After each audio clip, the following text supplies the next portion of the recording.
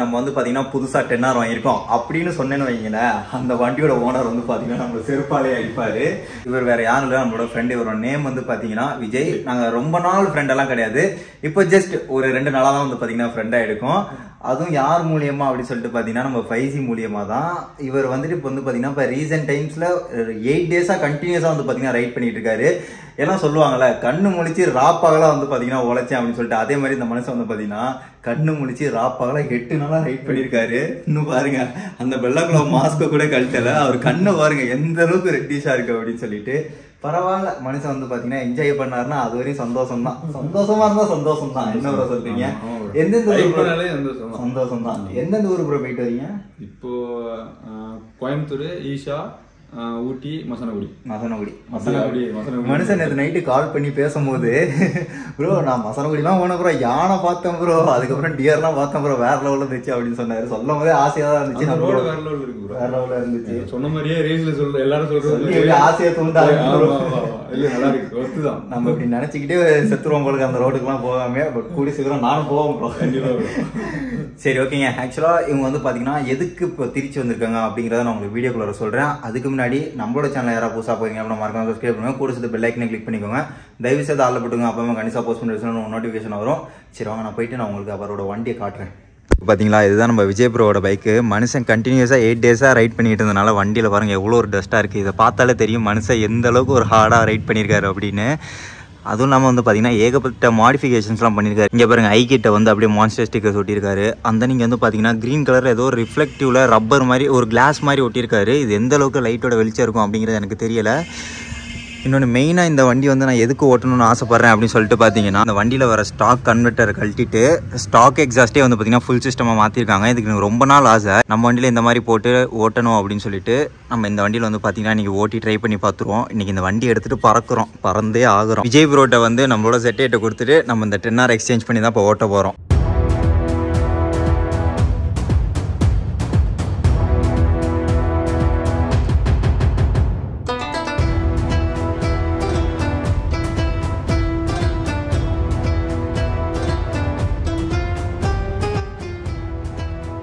Guys, நான் வந்து பார்த்தீங்கன்னா இப்போ ரொம்ப நாள் கழிச்சு ரொம்ப சந்தோஷமாக ZX-R வந்து பார்த்தீங்கன்னா ஓட்டிக்கிட்டு இருக்கேன்.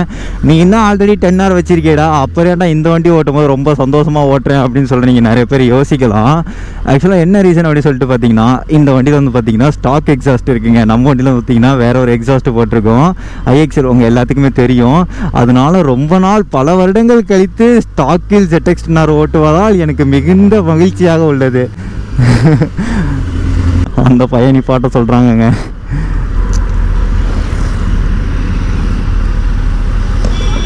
ஃபோட்டோ எடுக்கணுமா? எடுத்துக்கோங்க. இங்கே வாங்க, செல்ஃபி எடுத்துடலாம். இங்கே வாங்க. வண்டியோடு எடுக்கணுமா? இருங்க, எடுத்துறேன். ஆமாம்.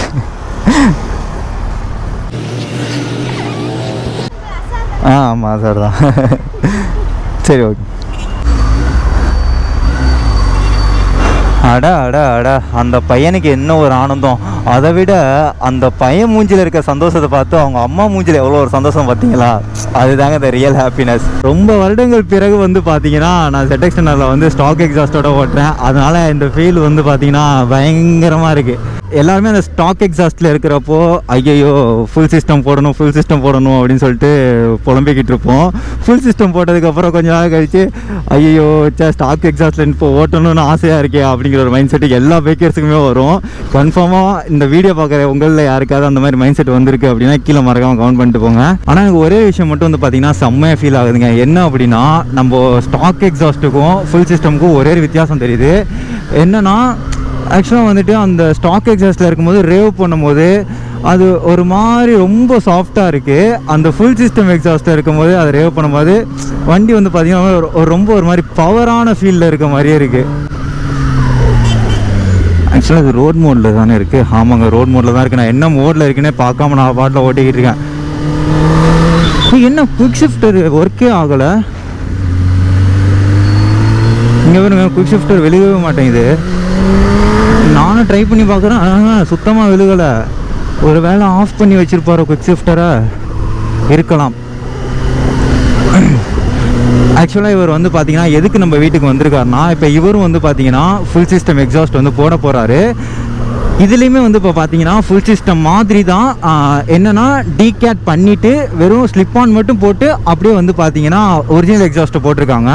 நம்ம வண்டியில் வந்து பார்த்தீங்கன்னா அதை டீகேட் பண்ணிவிட்டு நம்ம பென் பைப் செஞ்சு போட்டு நம்ம வந்து பார்த்தீங்கன்னா ஐஎக்ஸ்எல் எக்ஸாஸ்ட் வந்து போட்டிருந்தோம். இப்போ அவர் வந்து பார்த்தீங்கன்னா ஐஎக்ஸ்எல் எக்ஸாஸ்ட் வந்து போட போகிறாராம். ஏன்னா நம்ம வண்டியோட சவுண்டு வந்து வீடியோஸ்லாம் கேட்குறதுக்கு செம்மையாக இருக்குது, ஒரு மாதிரி நீட்டாக இன்சைனாக இருக்குது, ரொம்ப லவுடராக இல்லாமல். ஸோ அதனால் நானும் இந்த ஐஎக்ஸ்எல் எக்ஸாஸ்ட்டு போடணும். அதனால் ஒரு கிளான்ஸ்காண்டி நான் உங்களோட வண்டி வந்து பார்க்கணும் அப்படின்னு சொல்லிட்டு தான் அவர் வந்து பார்த்தீங்கன்னா திருச்சிக்கு நம்ம வீட்டுக்கு வந்து வந்திருக்காரு. ஆக்சுவலாக இந்த வண்டியில் வந்து பார்த்தீங்கன்னா லைட்டிங் கலரே ஒரு மாதிரி பச்சை கலரில் அடிக்குதுங்க. என்ன காரணம்னா அவர் அந்த ஹெட்லைட்ஸ்லாம் வந்து பார்த்தீங்கன்னா அந்த ஒரு மாதிரி ஃப்ளோரசன் கலரில் வந்து ரேப் பண்ணியிருக்காரு. அந்த ஸ்டிக்கரோட எஃபெக்ட் வந்து பார்த்தீங்கன்னா அப்படியே லைட்டோட கலரே சுத்தமாக மறைக்குது. எனக்கு தெரிஞ்சு ஒரு நைட் ரைட்லாம் எப்படி பண்ணுறாருன்னு தெரியல. அந்தளவுக்கு ஒரு வெளிச்சமாக இருக்குமா இல்லை இருக்காதான் அப்படிங்கிறது எனக்கு தெரியலை. அவர்கிட்ட போய் கேட்டால் தான் தெரியும். எனக்கு தெரிஞ்சு மேபி வந்து பார்த்தீங்கன்னா ரொம்ப அந்த கிளாரிட்டி வந்து இருக்காதுன்னு தான் நான் நினைக்கிறேன்.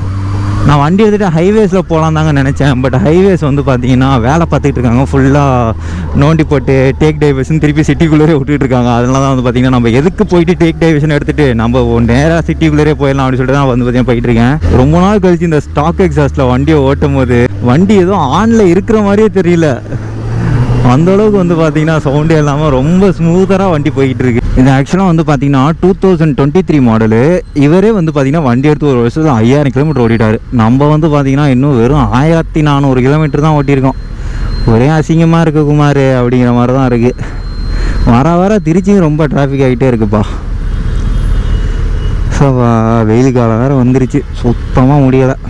நம்ம எடுக்கும் போது 10Rோட ப்ரைஸ் எவ்வளோ தெரியுமாங்க இருந்துச்சு? வெறும் 17 லட்ச ரூபா இருந்துச்சு. இப்போ இதே 10Rோட ப்ரைஸ் எவ்வளோ தெரியுமா? கிட்டத்தட்ட ஒரு 20 லட்ச ரூபாய்க்கிட்ட வருது.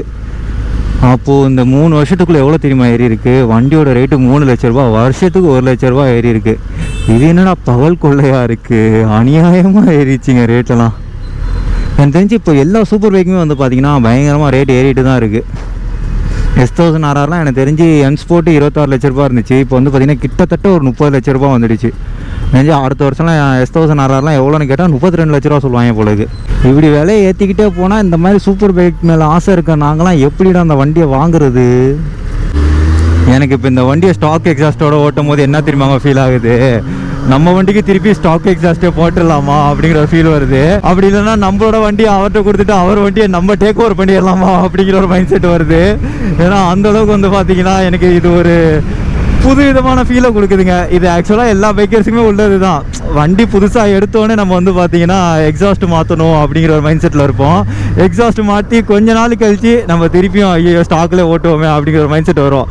இது வந்து உண்மை, எல்லா பைக்கர்ஸ்ட்டும் வேணால் கேட்டு பாருங்க. அது எனக்கு மட்டும் உள்ள மைண்ட் செட் கிடையாது. இப்போ அவரே வந்து பார்த்தீங்கன்னா ஃபுல் சிஸ்டம் வேறு ஏதாவது எக்ஸாஸ்ட் மாற்றணும் அப்படின்னு தான் வந்திருக்காரு. அவர் எக்ஸாஸ்ட்டை போட்டு ஒரு 5-6 மாதம் ஓட்டி முடிச்சதுக்கு 5-6 மாதம் இல்லை ஒரு வருஷம் ஓட்டி முடிச்சதுக்கப்புறம் அவர் வந்து நம்ம திருப்பி ஸ்டாக்கே போட்டு கொஞ்ச நாள் ஓட்டும் அப்படிங்கிற ஃபீல் அவருக்கும் வரும். ஆனால் என்ன தான் ஸ்டாக் எக்ஸாஸ்ட்டாக இருந்தாலுமே அந்த இன்லைன் 4 வண்டியில் எக்ஸாஸ்ட்டை மாற்றி வண்டியோட சவுண்டை பார்க்கணுமே, அதுதாங்க அழகே அந்த வண்டிக்கு. நானும் வந்து பார்த்தீங்கன்னா இடையில ரொம்ப நாள் ஆசைப்பட்டேன் இந்த மாதிரி நம்ம ஸ்டாக் எக்ஸாஸ்ட்டை போட்டு நம்ம வண்டியை கொஞ்ச நாள் ஓட்டுவோம் அப்படின்னு சொல்லிட்டு. பட் இன்றைக்கி வந்து பார்த்தீங்கன்னா நம்மளுக்கு இந்த ஸ்டாக் எக்ஸாஸ்ட்டோடு இந்த 10R ஓட்டுறதுக்கு ஒரு சான்ஸ் கிடச்சிருக்கு. இந்த எக்ஸாஸ்ட்டோட ஓட்ட சொன்னால் இன்னும் கொஞ்சம் நேரம் ஓட்டிக்கிட்டே இருப்பேன். வேணாம் நம்ம வளைச்சிட்டு போயிடலாம். ஆக்சுவலாக இதுவும் வந்து பார்த்தீங்கன்னா டீகேட் பண்ண வண்டி தான். பட் ஆனால் ஸ்டாக் எக்ஸாஸ்ட்டை போட்டிருக்கனால அந்தளவுக்கு வந்து பார்த்தீங்கன்னா சவுண்டு கிடையாது. இதே வேறு ஏதாவது ஒரு ஓப்பன் எக்ஸாஸ்ட்டு போட்டிருந்தாங்க அப்படின்னா கன்ஃபார்மாக செம்மையாக இருக்கும் சவுண்டு. ப்ரோ சொல்லுங்கள் ப்ரோ. நிப்பாட்டுறேன் ப்ரோ. அப்படியா? ஃபேன்லாம் இல்லை, ஃப்ரெண்ட்ஸு. கண்டிப்பாக ப்ரோ.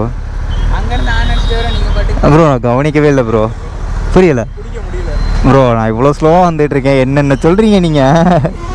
பறக்குறானா ப்ரோ? புரியலை. ஆமாம் ப்ரோ. வேணாமா? சரி எடுத்துடுறேன்.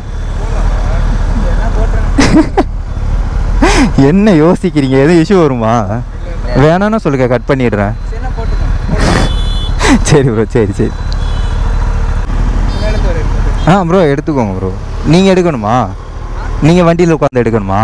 இல்லை. ஹெல்மெட் போடல. சரி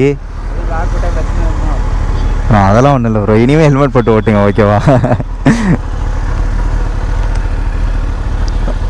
அடுத்தவங்க பிரச்சனை அது பார்ப்பாங்க இது பார்ப்பான்னு யோசிக்காதீங்க ப்ரோ. நம்மளோட சேஃப்டி தானே நமக்கு முக்கியம் இல்லை ஃபஸ்ட்டு. ஸோ அதனால் உங்கள் சேஃப்டிக்கு நீங்கள் போட்டு ஓட்டுங்க, அடுத்தவங்களுக்காண்டி யோசிக்காதீங்க ஓகேவா. உட்காருங்க, நான் எடுத்து தரேன். வண்டியை மட்டும் நீ எடுத்தீங்களா? எடுத்துக்கோங்க, போடுங்க ப்ரோ. இது ஆக்சுவலாக என் வண்டியே கிடையாது, அது என் வண்டியே கிடையாது ப்ரோ. காலையில் பார்த்தேன், அது இன்னொருத்தர் வண்டி, அது ஆக்சுவலாக நம்ம ஃப்ரெண்டோட வண்டி. அப்படியா? பார்த்தீங்களா, காலையிலே ஃபோட்டோ எடுத்துருக்கீங்க. சரிங்க ப்ரோ, சரிங்க ப்ரோ, பார்ப்போம், பாய். எப்பயுமே அடுத்தவங்களுக்காண்டி யோசிக்காதீங்க, உங்கள் சேஃப்டிக்காண்டி போடுங்க ஓகேவா. Okay bro. போலீஸ் பிடிப்பாங்க பிடிக்க மாட்டாங்க அது செகண்டரி, நம்ம சேஃப்டி நம்மளுக்கு தான் ஃபஸ்ட்டு முக்கியம். Okay bye. ஆக்சுவலாக அந்த பசங்க வந்து பார்த்தீங்கன்னா என்கிட்ட ஹெல்மெட் இல்லை ப்ரோ, வீடியோவில் யாராவது பார்த்து எதாவது இஷ்யூ ஆகிடுமோ அப்படிங்கிற மைண்ட் செட்டில் வந்து பார்த்தீங்கன்னா அந்த பசங்க வந்து இருக்காங்க. நான் வந்து என்ன சொல்லுவேன் அப்படின்னா, நானே வந்து பார்த்தீங்கன்னா கடையில் இருக்கப்போ அந்த லோக்கலில் சுற்றிட்டு இருக்கப்போ டியோலையோ இல்லை ஏதாவது ஸ்கூட்டியில் அலையும்போது நான் வந்து பார்த்தீங்கன்னா ஹெல்மெட் போடாமல் சுற்றிக்கிட்டு இருப்பேன். எப்பவுமே ஹெல்மெட்டுங்கிற விஷயம் ஒன்று வந்து பார்த்தீங்கன்னா நம்மளோட ஒரு சேஃப்டியஸ்ட் திங், நம்ம உயிரை காக்குற ஒரு திங்கு. அது வந்து அவங்க நம்மளை ஹெல்மெட் இல்லாமல் பார்த்தா ஏதாவது சொல்லுவாங்களோ, இல்லை ஹெல்மெட் இல்லாமல் வண்டி ஓட்டிட்டு போனால் போலீஸ் பிடிப்பாங்களோ அப்படின்னு யோசிக்கிறத தாண்டி ஹெல்மெட்டுங்கிறது வந்து பார்த்தீங்கன்னா நம்ம உயிரை காக்குற ஒரு விஷயம். ஸோ அதனால் நம்ம உயிருக்கு வந்து பார்த்தீங்கன்னா நம்ம தான் ஃபஸ்ட்டு சேஃப்டி திங் வந்து கொடுக்கணும். அதனால் எப்பவுமே நம்ம உயிரை மேலாக நினச்சி நம்ம எப்பவுமே வந்து பார்த்தீங்கன்னா ஹெல்மெட் யூஸ் பண்ணி ஓட்டுறது வந்து பார்த்தீங்கன்னா நல்லது. ஸோ இந்த வீடியோ பார்க்குற யாராவது அந்த பசங்களோட மைண்ட் செட்டில் வந்து நீங்கள் யோசித்து அடுத்தவங்களுக்காண்டியோ இல்லை போலீஸ் பிடிப்பாங்கிறதுக்காண்டி வந்து பார்த்தீங்கன்னா ஹெல்மெட் யூஸ் பண்ணிட்டீங்கன்னா தயவுசெய்து அந்த மைண்ட் செட்டை மாற்றி நம்மளோட சேஃப்டி திங்காக அதை நினச்சி தயவுசெய்து ஹெல்மெட்ஸை வந்து பார்த்தீங்கன்னா யூஸ் பண்ணுங்கள். என்கிட்ட வந்து பார்த்தீங்கன்னா நிறைய மிஸ்டேக்ஸ்லாம் இருக்குது. லோக்கலில் சுற்றும் போது வந்து பார்த்தீங்கன்னா ஹெல்மெட்ஸே யூஸ் பண்ண மாட்டேன், ஏன்னா அர்ஜென்ட்டாக ஒர்க்குன்னு ஓடிக்கிட்டு இருப்பேனா, அதனால் வந்து பார்த்தீங்கன்னா டக்குன்னு ஹெல்மெட்ஸ் எல்லாம் எடுத்து மாற்றிட்டு இருக்க முடியாது. நான் லோக்கலுக்குள்ளே அப்படியே எங்கள் ஏரியாக்குள்ளே தான் சுற்றுவேன், மேக்ஸிமம் வந்து மெயின் ரோட்ஸில் வரமாட்டேன். ஹாய் ப்ரோ, நல்லா ஃபன் பண்ணுறீங்க ப்ரோ. நல்லா இப்படியே ஃபன் பண்ணிங்கன்னா அங்கிட்டு போகும்போது போலீஸ் யாரும் ஃபன் பண்ணிட போகிறாங்க ப்ரோ உங்களை. சரி ப்ரோ, பாய் ப்ரோ. தலைவன் ஃபன் மோடில் ட்ரிபிள்ஸில் வெயிட் இருக்காப்புல ஜாலியாக. அங்கிட்ட ஆனால் போலீஸ் பிடிச்சாங்கன்னா தலைவனை வச்சு பார்த்தீங்கன்னா ஃபன் பண்ணிவிடுவாங்க.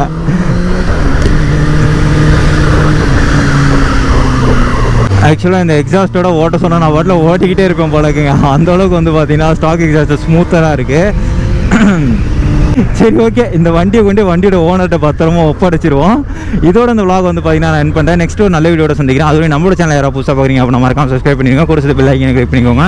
தயவு செய்து ஆளில் போட்டுங்க, அப்போ நம்ம கண்டிப்பாக போஸ்ட் நோட்டிஃபிகேஷன் வரும். டாடா பை பை, நம்ம நெக்ஸ்ட் வீடியோ சந்திப்போம்.